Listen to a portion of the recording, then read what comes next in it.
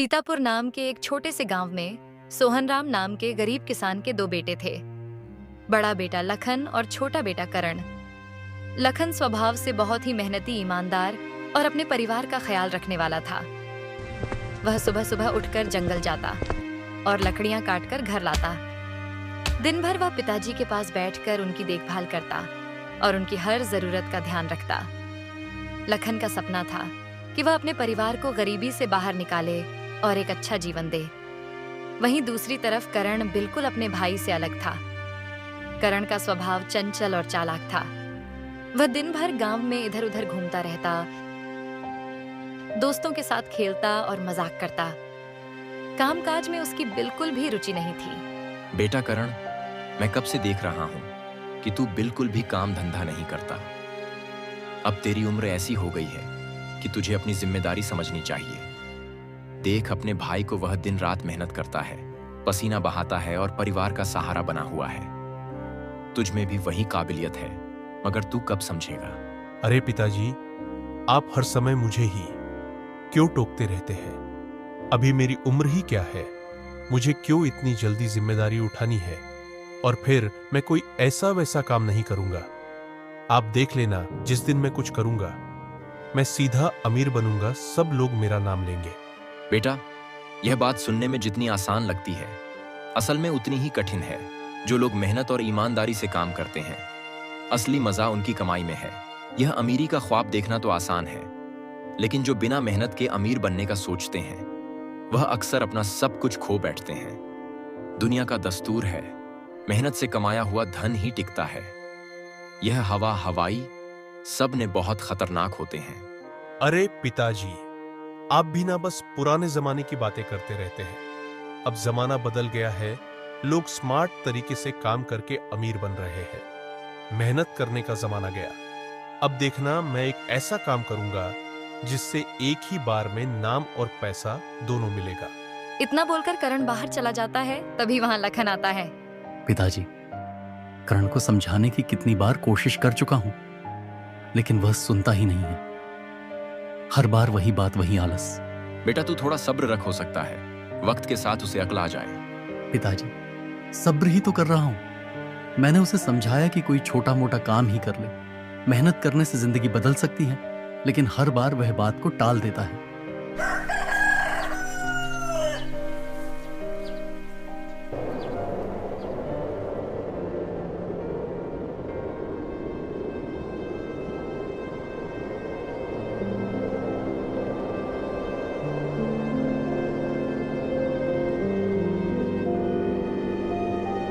सुनो करण, कल से तुम अपने दोस्तों के साथ घूमने फिरने नहीं जाओगे।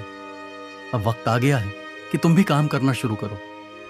कल से तुम मेरे साथ जंगल चलोगे और लकड़ियां काटने में मेरी मदद करोगे। लेकिन भैया, मैं कैसे काम कर सकता हूं? मैं अभी बच्चा हूं। मुझे तो बस अपने दो दोस्तों के साथ खेलना है। करण, जिंदगी सिर्फ खेलने के लिए नहीं होती। लकड़ियों की कीमत आसमान छू रही है और यह हमारे लिए कमाने का सबसे अच्छा मौका है। अगर मैं अकेला लकड़ियां काटने जाऊं तो इतना काम नहीं हो पाएगा। मुझे तुम्हारी मदद चाहिए। लेकिन भैया, मुझे जंगल से डर लगता है। वहां जानवर होते हैं और लकड़ियां काटना भी बहुत मुश्किल काम है। देखो करण, डर से जिंदगी नहीं चलती। अगर तुम्हें यहां रोटी खानी है तो तुम्हें काम करना होगा, वरना कल से तुम यहां खा मत खाना। करण समझ जाता है कि अब उसके खेलने कूदने के दिन गए, तो वह सोच लेता है कि उसे अब कल से काम करना होगा।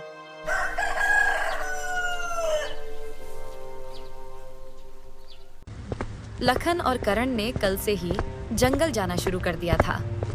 रोज सुबह जल्दी उठकर वे बैलगाड़ी लेकर जंगल की ओर निकलते। वहां पहुंचकर वे घंटों मेहनत करते और खूब सारी लकड़ियां काटकर अपनी बैलगाड़ी में भर लेते। दिन भर की मेहनत के बाद वे शाम को अपने गांव लौट और सारी लकड़ियां गांव की दुकान पर बेच देते। धीरे धीरे उनका काम बढ़ने लगा और लखन ने कुछ ही दिनों में अच्छा खासा पैसा कमा लिया। लखन के घर में अब खुशहाली आने लगी। उसके पिताजी, जो पहले काफी चिंतित रहते थे, अब गर्व महसूस करने लगे। गांव में भी लोग लखन की तारीफ करने लगे और उसका नाम हर जगह चर्चा का विषय बन गया। एक दिन करण अपने घर जा रहा होता है, तभी उसे उसका दोस्त मिल जाता है। अरे करण, क्या बात है भाई, अब तो तू हमारे पास भी नहीं आता। इतने दिन हो गए तुझे हमारे साथ बैठे या घूमे हुए। अरे क्या बताऊं, आदित्य अब समय ही नहीं मिलता। भैया ने बोल दिया है कि लकड़ियां काट कर लानी है। अब भैया और मैं ही रोज जंगल जाते हैं, सारा दिन मेहनत करते हैं, लकड़ियां काटते हैं और फिर सेठ धनीराम को बेचनी पड़ती है। लेकिन भाई मेरी एक बात समझ में नहीं आ रही। मेरे पिताजी बता रहे थे कि तेरे दादा के पास बहुत सारा धन था, वो जमीन जायदाद गहने जेवर सब कुछ उनके पास था। लेकिन मेरे पिताजी कहते हैं कि तेरे पिताजी ने वह सारा धन अपने पास रख लिया और अब उसे छुपा दिया है। क्या बात कर रहे हो भाई? अगर हमारे पास इतना सारा पैसा होता तो क्या हम यह मजदूरी कर रहे होते, जंगल में दिन रात खट रहे होते? मेरे भैया को भी यह काम छोड़कर आराम करने का मौका मिलता। और वैसे भी मेरे पिताजी ने ऐसा कुछ कभी हमें बताया नहीं भाई। ऐसा कैसे हो सकता है?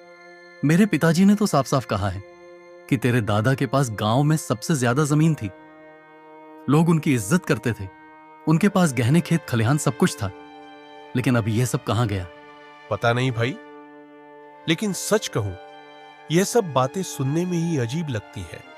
अगर इतना कुछ हमारे पास था तो आज हम यह हालात क्यों झेल रहे हैं? दिन रात मेहनत करके पेट भरने के लिए संघर्ष क्यों कर रहे हैं? करण अपने घर को आने लगता है, लेकिन उसके दिमाग में आदित्य की बात छप चुकी थी, जो अब उसके मन में लालच जगने लगी थी। पिताजी, क्या आपने हमसे कुछ बात छुपाई है? आज आदित्य से बात हुई तो उसने बताया कि आपके पिताजी के पास बहुत सारा धन था। वह कह रहा था कि आप लोगों ने वह सारा धन छुपा दिया है। पिताजी, क्या यह बात सच तो नहीं है? करण, ये तुम क्या कह रहे हो? बेटा, ऐसा कुछ नहीं है। अगर हमारे पास इतना सारा धन होता तो क्या हम आज यह मजदूरी कर रहे होते? क्या तू और तेरा भाई दिन रात जंगल में लकड़ियां काट रहे होते? लेकिन पिताजी लोग क्यों कहते हैं कि हमारे दादा के पास बहुत संपत्ति थी? आदित्य ने बताया कि उनके पास खेत, जमीन, जायदाद, गहने सब कुछ था। तो फिर यह सब कहां गया? बेटा, यह सारी बातें आधी सच्चाई और आधा भ्रम है। हाँ, तुम्हारे दादा के समय में हमारी स्थिति अच्छी थी। उनके पास थोड़ी जमीन, जायदाद और गहने थे, लेकिन वह सब वक्त के साथ बिकता चला गया। मुश्किल वक्त में हमने उसे बेचकर अपना गुजारा किया।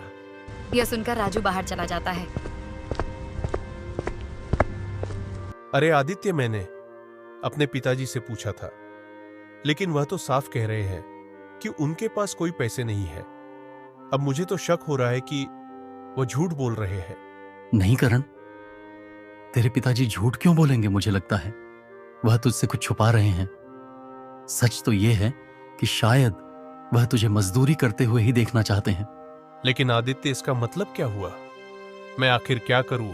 मेरी तो कुछ समझ में ही नहीं। देख, एक बात ध्यान से सुन। मुझे एक रास्ता पता है, थोड़ा खतरनाक है, लेकिन शायद यही तरीका काम आए। जंगल के रास्ते में एक डाकू रहता है। वह बड़ा चालाक और खतरनाक आदमी है, लेकिन एक काम का सौदा कर सकता है। अगर तू उसके पास जाए और अपने भाई को पकड़वा दे तो वह बदले में पैसे मांगेगा। पर आदित्य, यह तो बहुत बड़ा खतरा है। और अगर मेरे पिताजी के पास पैसे नहीं निकले तो मेरे भैया कैसे वापस आएंगे? अरे उसकी चिंता मत कर, मैं तेरे साथ हूं। उस डाकू से मैं खुद बात कर लूंगा।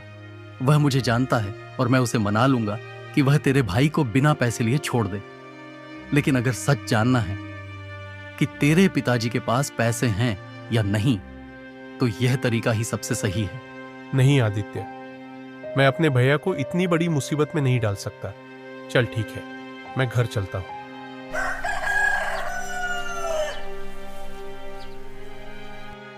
पिताजी, मुझे लगता है कि अब वक्त आ गया है कि कारण को सच बता दिया जाए। आखिर उसे भी तो पता चलना चाहिए कि उसके पिताजी ने उसके लिए कितना सारा धन छोड़ा है। नहीं लखन, अब भी वह इस सच को जानने के योग्य नहीं है। अगर उसे यह पता चल गया कि उसके पास इतना धन है तो वह मेहनत करना छोड़ देगा। उसके अभी की लगन, उसकी मेहनत करने का जज्बा खत्म हो जाएगा। मैं चाहता हूं कि वह अपनी मेहनत और संघर्ष से अपने रास्ते पर आगे बढ़े, न कि धन के सहारे। लेकिन पिताजी, अगर हमने उसे इस सच से दूर रखा और किसी और से उसे पता चला तो वह हम पर भरोसा करना छोड़ देगा। क्या यह बेहतर नहीं होगा कि हम खुद उसे सच बता दें, ताकि वह हमारे इरादों को समझ सके? तुम्हारी बात समझता हूं बेटा, लेकिन हर सच वक्त पर ही सामने आना चाहिए।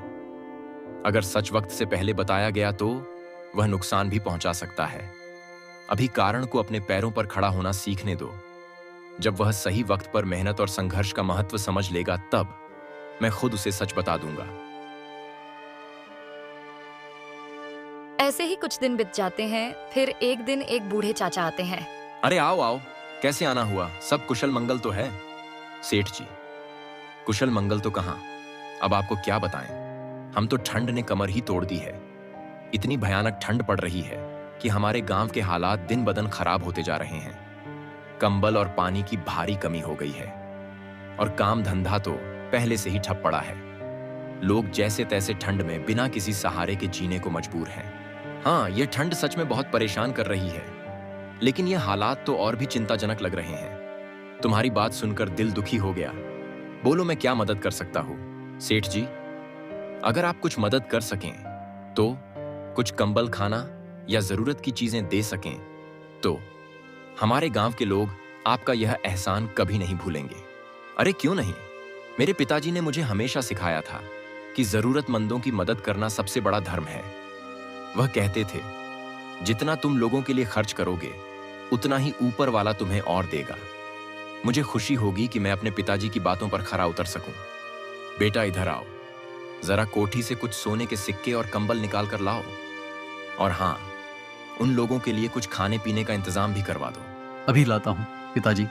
सेठ जी, आपका बहुत बहुत धन्यवाद।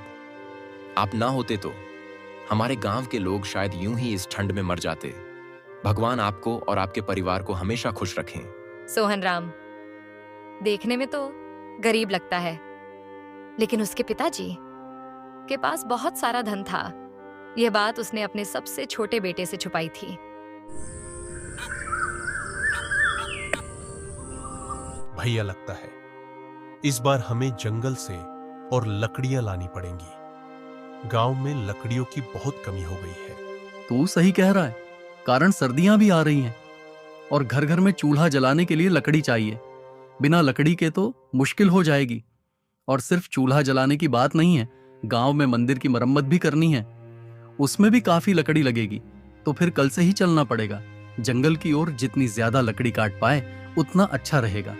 हमें कोशिश करनी होगी कि इस बार भरपूर लकड़ी लेकर आई, ताकि गांव वालों को परेशानी ना हो। अगले दिन करण के घर पर कुछ लोग आते हैं। करण के पिताजी करण को बाहर भेज देते हैं।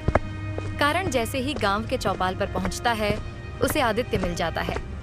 अरे आदित्य, कैसा है भाई? सब ठीक ठाक है ना? करण, मैं ठीक हूँ। अच्छा हुआ तू मिल गया, मैं तुझे ही ढूंढ रहा था। मुझे क्यों भाई, क्या बात है? भाई, तूने कुछ दिन पहले कहा था ना कि तेरे पिताजी के पास पैसे नहीं है और घर की हालत भी ठीक नहीं है। आदित्य, घर की हालत सच में खराब है। पिताजी बहुत परेशान रहते हैं। तो फिर एक बात बता करण, जब तेरे पिताजी के पास पैसे नहीं है तो गांव के बाहर दूसरे गांव में जो चाचा जी रहते हैं, उन्हें तेरे पिताजी ने सोना और कंबल दिया है और उनके के गांव में सब जगह बंटवा है। तो तेरे पिताजी के पास इतनी ढेर सारे पैसे कहां से आए? ये तो कैसी बातें कर रहा है आदित्य? तू मेरे ही पिताजी के बारे में बात कर रहा है क्या? हाँ भाई, मैं तेरे ही पिताजी के बारे में बात कर रहा हूं। गांव के बाहर जो चाचा जी रहते हैं, उन्होंने खुद बताया है कि वह तेरे पिताजी से सोना और कंबल लिए हैं और कुछ लकड़ियों लाइन जो पूरे गांव में बांटी जाएगी। मेरे पिताजी भी उसी गांव से कंबल और लकड़ियों लेकर आए हैं। ये तो कैसी बातें कर रहा है आदित्य? मुझे तो इस बार में कुछ भी नहीं पता। अच्छा एक बात बता भाई, तू यहां पर क्या कर रहा है? और पिताजी ने कहा है कि मैं घर के बाहर चले जाऊं, कुछ लोग आ रहे हैं बात करने के लिए, तो मुझे इस हमारे घर से बाहर भेज दिया। समझ जा करण की तेरे घर पर वह लोग पैसे लेने के लिए ही आए हैं। अगर तुझे पता लगाना है कि तेरे घर पर कौन है, तू अभी जा और जैसे ही वह लोग बाहर निकले तो उनसे ही पूछ लेना। करण अपने घर को जाता है और जैसे ही वह लोग बाहर आते हैं, करण उनके के पास जाता है। आप कौन हैं और हमारे घर पर क्या काम था? अरे बेटा, तुम करण हो ना, सेठ जी के बेटे? मैं ही करण हूं, लेकिन आप कौन हैं और मेरे पिताजी से क्या काम था? बेटा मैं तुम्हारे पिताजी से कुछ जरूरी काम के सिलसिले में मिलने आया था। असल में मुझे उनसे कुछ पैसे लेने थे जो उन्होंने पहले देने का वादा किया था। पैसे किस बात के पैसे? दरअसल कुछ समय पहले तुम्हारे पिताजी ने मेरी मदद की थी, लेकिन अब मुझे और सहायता की जरूरत है, इसलिए मैं उनसे मिलने आया था। करण समझ जाता है कि उसके पिताजी ने उसे झूठ बोला है। उनके पास बहुत पैसा है। यह बात सुनकर कारण को बहुत ही दुख होता है कि उसके पिताजी ने उसे इस योग्य ना समझा कि उसे यह बात बतानी चाहिए थी। ऐसे ही कुछ दिन बीत जाते हैं। कारण अपने दोस्त के पास जाता है। वह बहुत ही गुस्से में होता है।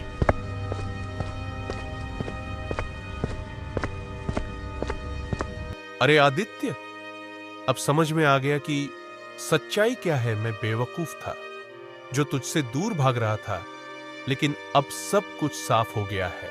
अच्छा, तो आखिरकार तुझे अक्ल आ ही गई। मैंने पहले ही कहा था कि दुनिया में ईमानदारी से कुछ नहीं मिलता।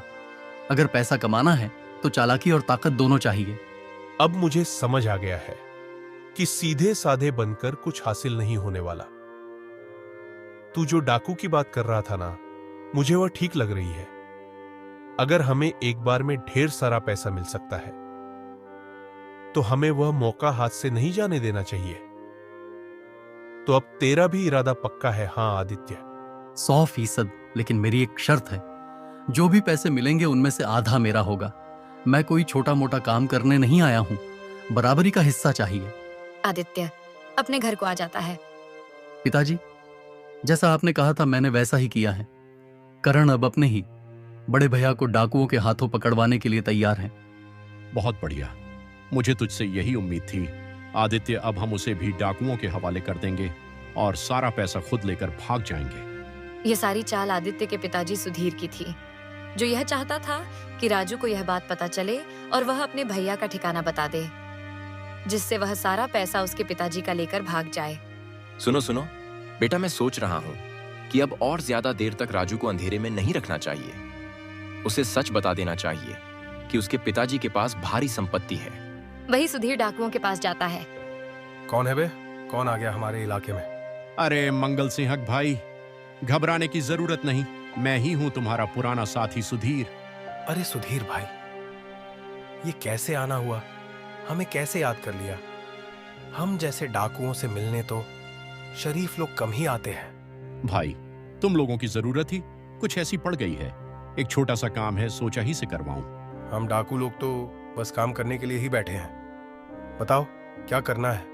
कल सुबह जंगल से लखन और करण जाने वाले हैं। तुम्हें उन्हें पकड़ लेना है और फिरौती में उनके पिताजी से ढेर सारा सोना वसूलना है। अच्छा तो यह बात है, लेकिन सुधीर भाई, तुम जानते हो कि हम मुफ्त में कोई काम नहीं करते। इस सौदे में हमारा भी हिस्सा होगा। हाँ बिल्कुल, तुम जो चाहो ले लेना, पर काम पक्का होना चाहिए।